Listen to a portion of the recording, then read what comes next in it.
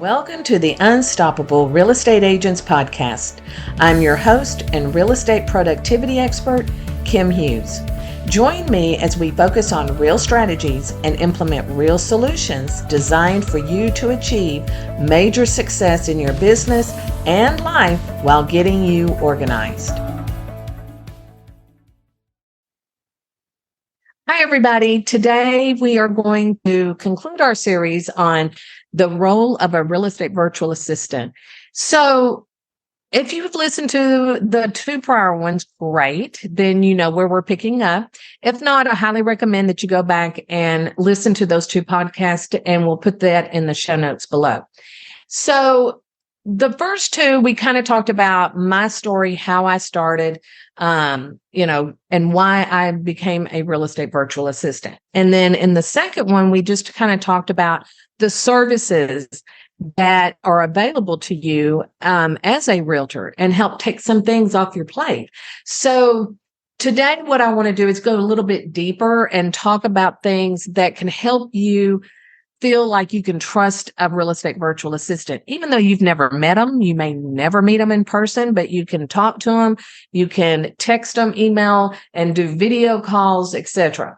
So, and I'm going to share a lot of how I do it because I don't know how the real estate virtual assistants do it, even though they probably do it very similar to the way I do. But, it's really important to me that when I started this company, that I had the very best. Now, I was a single real estate virtual assistant, probably for the first, I want to say maybe for the first 5 years. And then I decided if I was going to grow, I needed to build a team. So you can kind of look at this as a real estate agent building their team.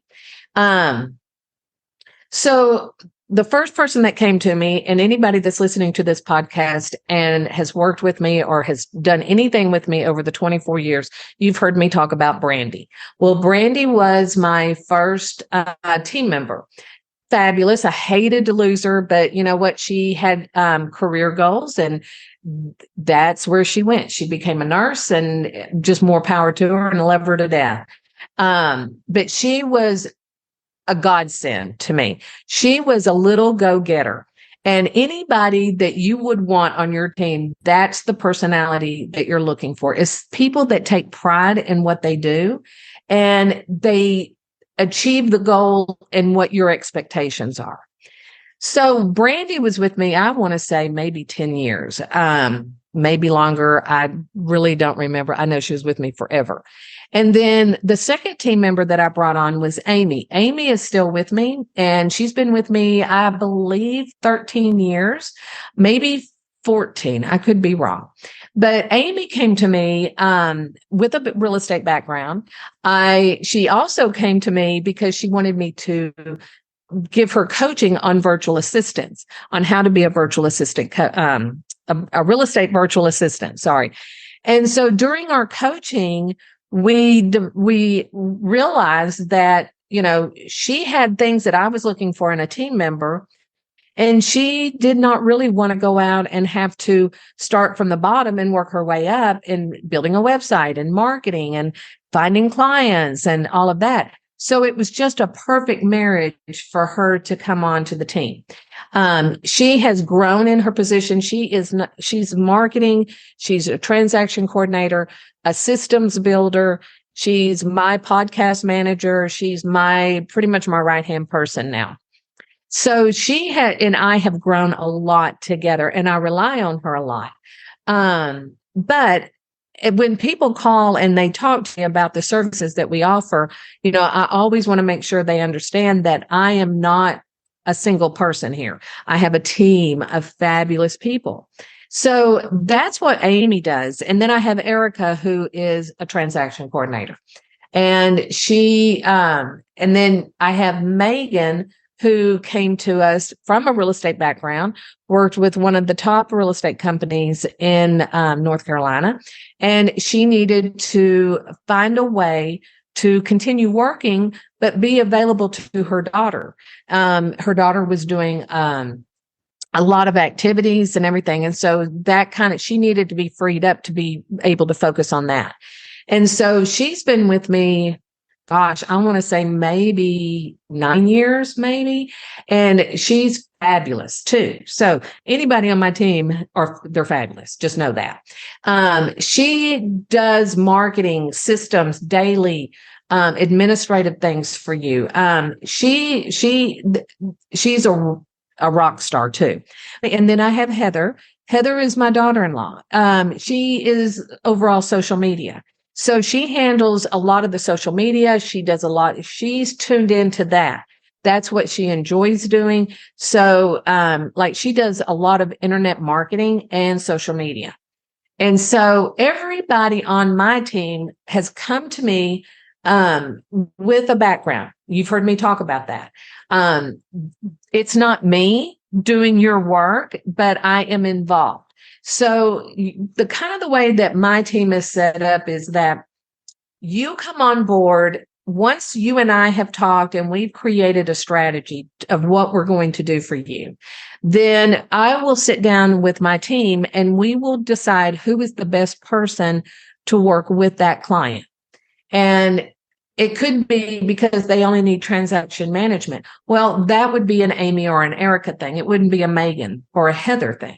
So when we do that, then she and I are talking about what your goals are. We're getting everything together. Then we're scheduling a call to kick off with you. And so there's a lot that goes on the front end to make sure that everything runs smoothly and efficiently. And pretty much any real estate virtual assistant would have to have that because everything I do is virtual. I have local clients, but they pretty much are virtual as well. So just keep that in mind that that's what we do. We work with you on a virtual basis. So you as an agent, that may be a hard thing for you to delegate tasks to them, but just know that if they know what they're doing, and they have proven that within their testimonials, people that you have talked to that's worked with them, you see what their background is, that they're stable, they're not going to fly by night, etc. So once you have given them one or two tasks and you feel confident in giving them more, then try that out. I always say that, if you are not sure about somebody, then give them just something to, some little something that wouldn't make a big difference if it was messed up. And then once they do that, give them something else and then move on from there. That way you can see what their work ethic is like, what their knowledge, their experience, and all of that.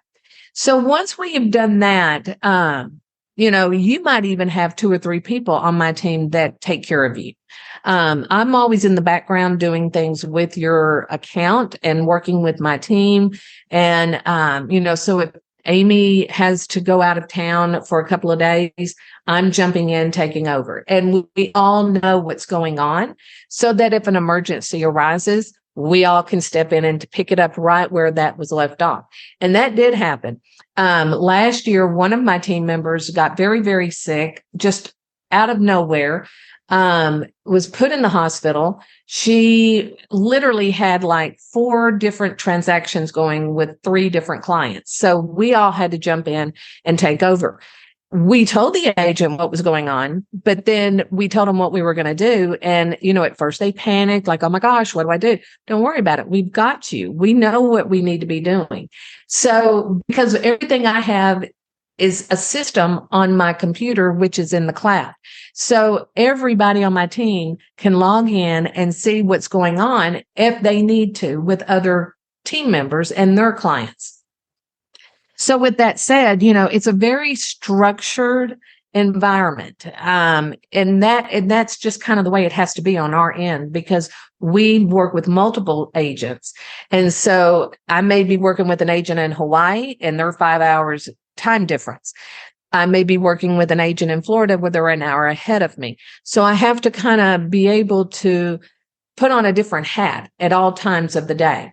I may be talking to a new client. I may be talking to the CPA. I may be talking to 3 of my team members today. So I have to be very flexible in what I'm doing. And that's why I think we're so successful. And it's because we always put our clients first. We're always available to our clients. We always bring ideas to the table. If we see one client doing something that's really working, we're going to share it and see if that's something that you want to do. So you have control over everything, yet, you don't really have to worry about, or you shouldn't have to worry about, is your real estate virtual assistant still around? So, we talked about, those could be some of the challenges that we've talked about. So, I have several success stories that we could share with you, but I think that, when I sit and think about all the clients that I've had over the years, some are still with me, some are not for whatever reason. I look back at them and I see where they are today. So if you are a client that I had back in, a year ago past, and I'm watching you on social media, I'm watching how you're being successful, that just makes us happy because we know that we were a part of that success that you had. Even though we're behind the scenes, we don't need that credit because we know. But at the same time, we want you to remember that we had a hand in that and that helped you get to where you are. And the reason why I say that is because a lot of my business comes from referrals. And as a real estate agent, you get this. If you are if you're a referral based business, that means you've done your job, you've achieved the goal of meeting everybody you've worked with, their expectations. You have a great reputation in the community, et cetera, et cetera. So when I get a referral, whether it's an agent that I worked with 10 years ago or one that I'm currently working with, that is a huge testimonial to me of what my team and I are doing for you. So keep that in mind.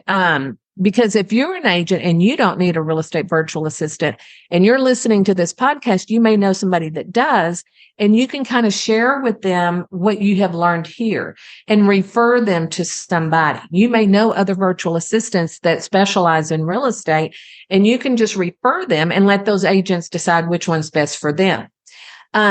My business is pretty much referral. It's not that it's exclusive. It's just a lot of my business comes from referral based clients, speakers, coaches. I mean, in all the industry, I have a great network and I've been around long enough and I've proven myself. So people are very comfortable in referring my company to other agents.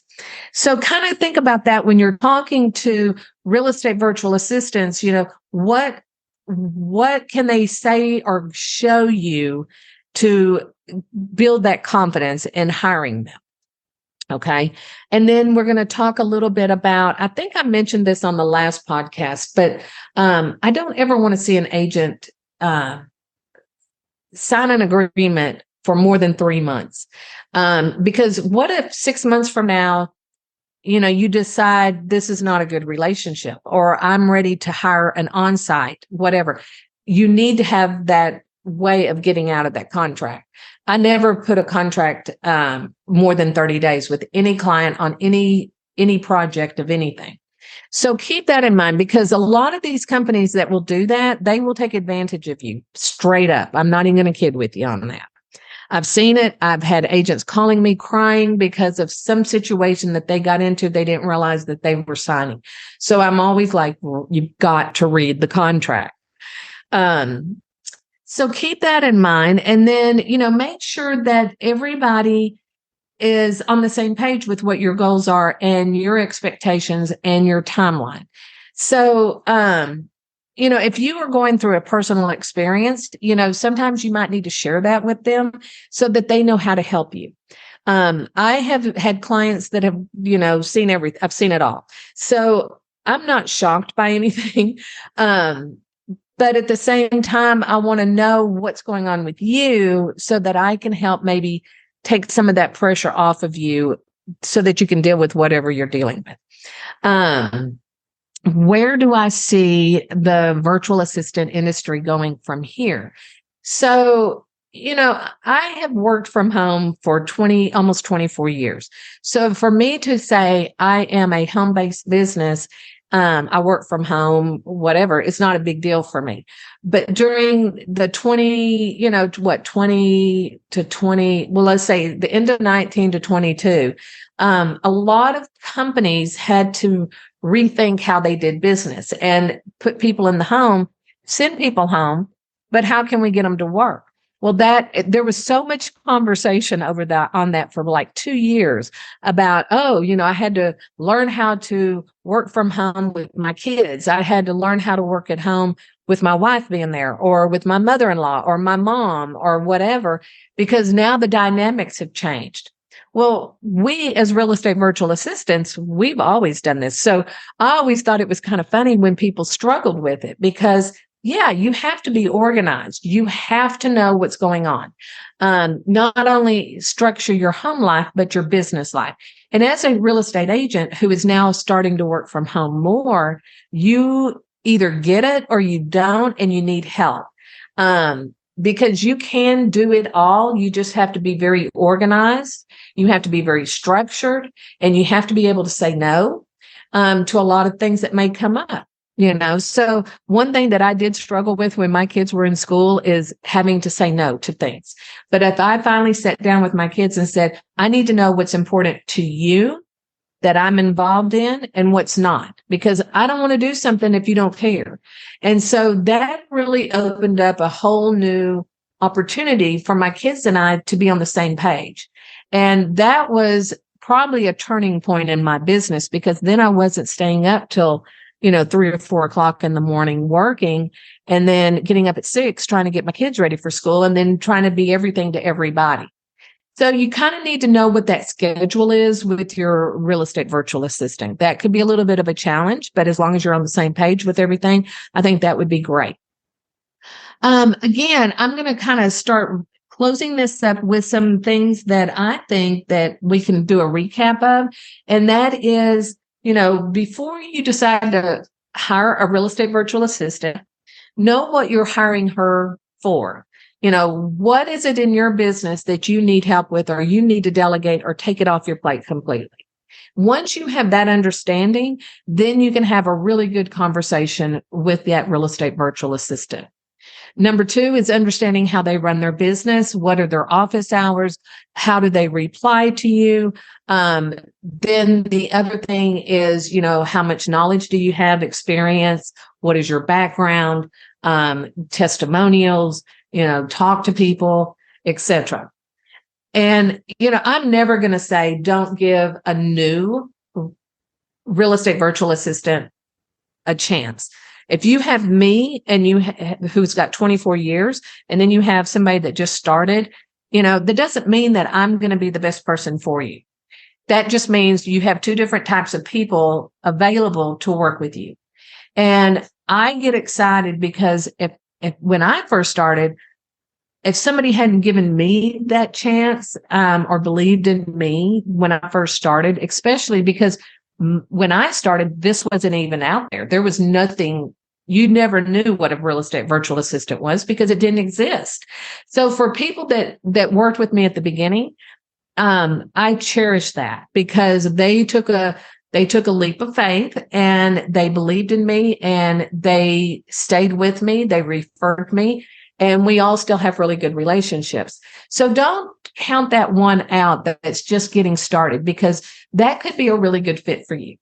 As far as what do you pay a virtual assistant, I cannot go into that, because that is setting the standards, and I'm not going to do it. Everybody charges something different. I just will always say you get what you pay for, period.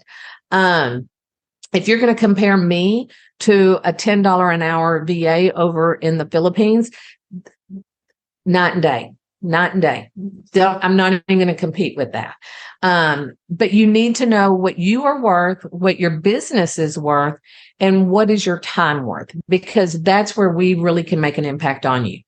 But really the biggest things that a real estate virtual assistant can do for you is, and I'm just going to name these not in any particular order: marketing your listings, transaction management, social media.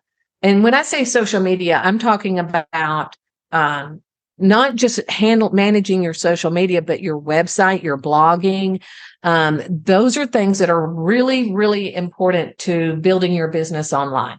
So think of those areas and how your website is being managed. And is it being managed correctly? Is it got fresh content? So this is where you could hire a VA just to help you with your website content.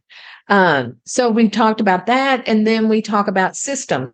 I have a lot of agents that come to me that don't have systems in place and they don't even know where to begin.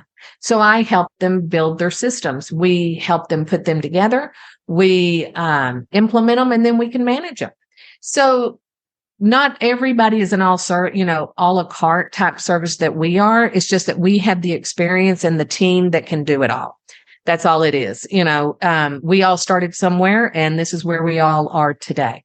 So, kind of think about what you need help with and really talk to that person and be very upfront with what you do. So when I'm talking to an agent, we're talking like I'm taking notes. I take usually 2 to 3 pages of notes just during a 20-minute call because I need to know as much as possible and I don't want to have to remember it. So I write it down and then I can go back and review it. And then if you decide to move forward, then I get with my team and we go over everything. So I hope this podcast was beneficial. I hope the series was beneficial. I'm sure there was a lot of overlapping, but it's really important that you realize that if you need the assistance and you don't want to hire an on-site person, then this is an alternative. But also remember, you may have an on-site assistant, but you need somebody bring on another team member, and a virtual assistant that specializes in real estate could be a perfect marriage for those two people. So your online and your virtual assistant and your on-site assistant, that could be a great relationship because they could help each other out in so many ways. And then if you're an agent that has no help and you're looking to get that help, then this, I hope, will help you realize that you don't have to hire on-site. You can hire virtual, and you don't, there's no rules in how much time you get. You can build that on your own. We offer starter packages at 10 hours, and those 10 hours, are good for 90 days. If you don't use those hours within 90 days, you lose them, because if you're not using 10 hours with us and we can't get you to communicate with us on how to use those hours, then you're not serious enough to pay for my service, basically. And so keep that in mind. And then what else can we tell you? Just your daily administrative, your bookkeeping. We have started offering accountability to our agents. You may not need our services, but you need accountability. And so we have become accountability partners with you to make sure that you stay on task and that you achieve the goals that you want without having to hire a coach or a real estate virtual assistant. You're going to do it. You just need somebody to be there to guide you and hold your hand and root you on and then put you to the fire when you're not following up on what your goals are. So if you have any questions, please feel free to reach out and talk to us. We'll be more than happy to schedule a call with you for 20 minutes, which is complimentary. And then we can see if there's something that we can help you with in your business. So that's it for today. And I appreciate y'all tuning in. We will see and talk to you next week.